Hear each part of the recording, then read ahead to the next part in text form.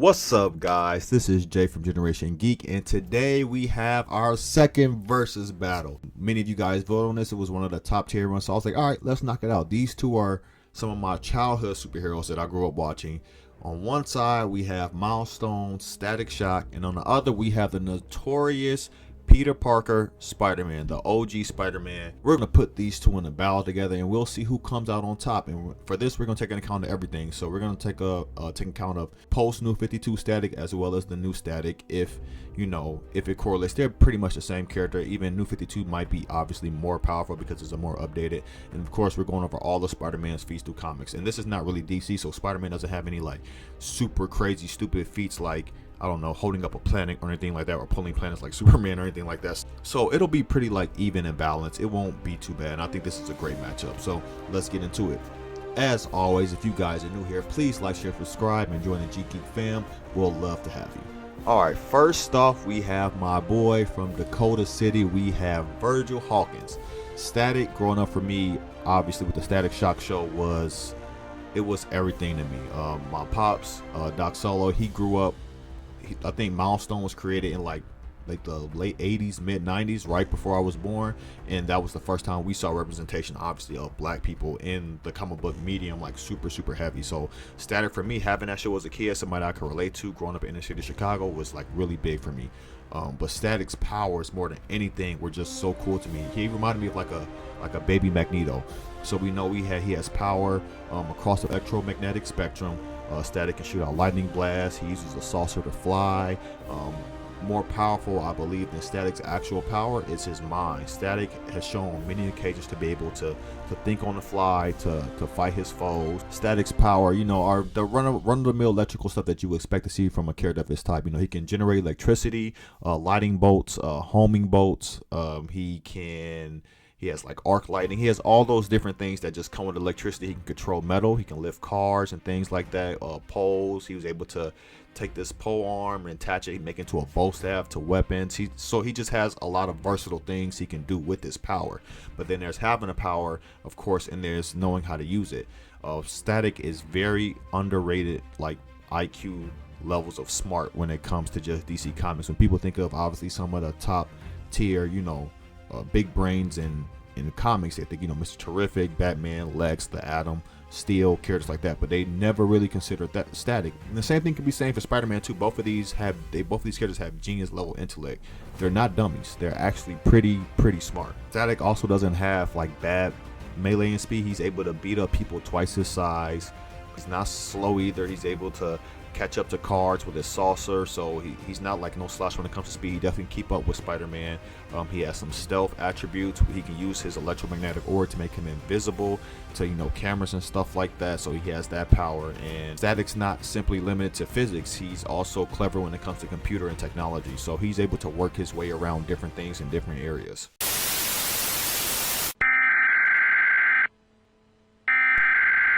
We interrupt our program to bring you this important message. Hey, it's Doc Solo here. Thank you guys so much for watching this video and clicking on our channel. But I have a very small favor to ask. This is a new venture for us, and we're very grateful for you guys consuming our content. But if you could do one small thing and actually subscribe and hit the notification bell, we notice that despite having respectable views for a channel this size, that many people that are watching and even commenting aren't actually subscribing. And so if you'd like to see more from us and to just encourage us to continue, because you dig what we're putting down, please hit the subscribe button, hit the notification bell so you know when we post new content and when we go live, and we will endeavor to continue to bring you some of the most relevant content that we possibly can. And so thank you so much. I got work to do. Enjoy the video. Static also has insane durability. I believe in a New 52 run, he was able to heal from like bruises just by just thinking about it. He had like a bruise on his arm. He was able to look down at the bruise, and he basically just made it go away with his own power. He's able to self-heal himself. And the biggest display of obviously his healing and regenerative abilities, well, he had his arm literally cut off. They chopped off my man's arm. When they chopped off his arm, he was able to use the energy from the surrounding area to reattach his own body parts. So you can't dismember Static. Like, he's not going to bleed out. He was able to reattach his own arm. He's able to manipulate his body's able to manipulate plasma. He fought this plasma villain. He was able to contain it, and carry it along and tug it along. His powers are very, very versatile, and he has the brain power to use it. So that's going to go really well for him in his fight against Spider-Man, because he's definitely going to need it.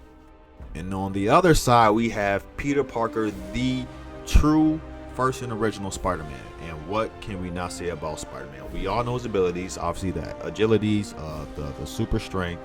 It's not obviously not up there with Hulk and Thor and stuff like that, but he's strong enough to lift cars, and was even shown to hold up some collapsing buildings and stuff like that. Spider-Man, under extreme levels of stress, is able to exhibit large amounts of strength and power when he needs to. And what we know about Spider-Man is that he's always holding back. We learned this the biggest when Dr. Octopus became Superior Spider-Man. He punched Scorpion's jaw clean off, like, and he realized, I didn't know how much he was holding back. So Dr. Octopus is able to realize, because we know he's just a human, he just has the technical arms, that Spider-Man really could have killed him at any time if he really chose to.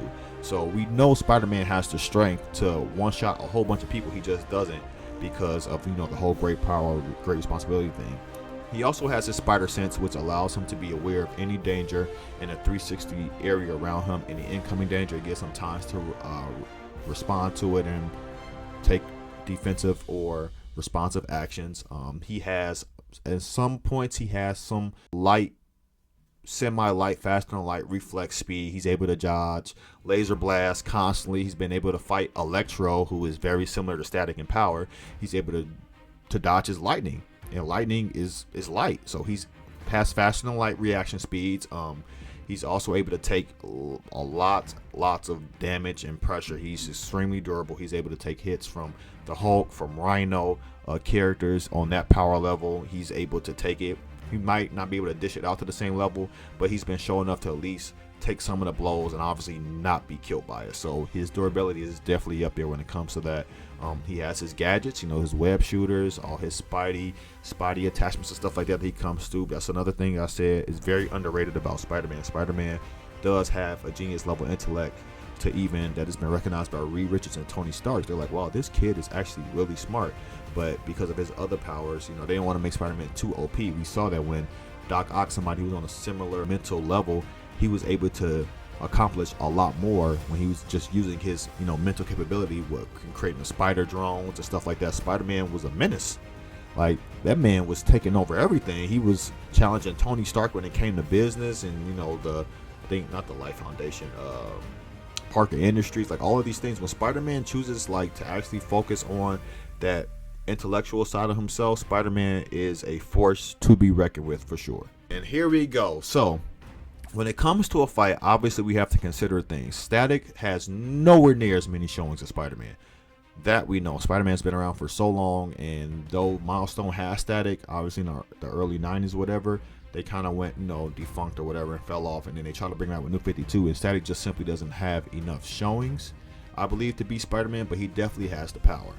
Specifically, is still one of my favorite cartoons of all time. My favorite episode was the Future Shock, when Static went to the future and he saw himself in the future and saw how powerful he really came. And he basically became like one of the most powerful members of the Justice League. So as far as goes to power, we know Static has the power to be Spider-Man. But that's where the twist comes. Spider-Man goes against powerful, super powerful characters all the time. And you're talking about the likes of, obviously, all the villains he deals with the Avengers, even up to Galactus level threats. Obviously, he's not beating Galactus, but threats of that size he's used to on a daily basis. He's beat a character similar to him, which is, like I said before, is Electro, an electric-based villain that has pretty much the same powers as Static, and Spider-Man was able to outsmart him.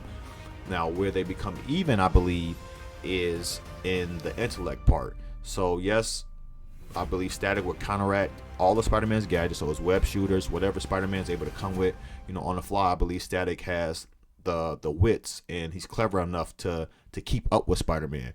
But when it comes to experience side, I just believe that Spider-Man just has too much experience dealing with too many overpowered villains and villains with the same type of power levels as Static, that I believe that eventually, as I hate to say it, that Spider-Man will come out on top, because it's Spider-Man. I mean, my man's, where there's a will, there's a way. As they say, Spider-Man is when it comes to Marvel, they believe he's the best of them. It's always Spider-Man. And with his constant showings to be able to come over the likes of the same villains and people the power, spectrum. I believe that Spider-Man sadly takes the win. But that's my opinion. What do you guys think? As always, leave it in the comments below. And if you have any suggestions of what you believe our next versus battle should be, also leave in the comments below. And of course, I have been Jay from Generation Geek. Y'all be blessed. Until the next one, peace.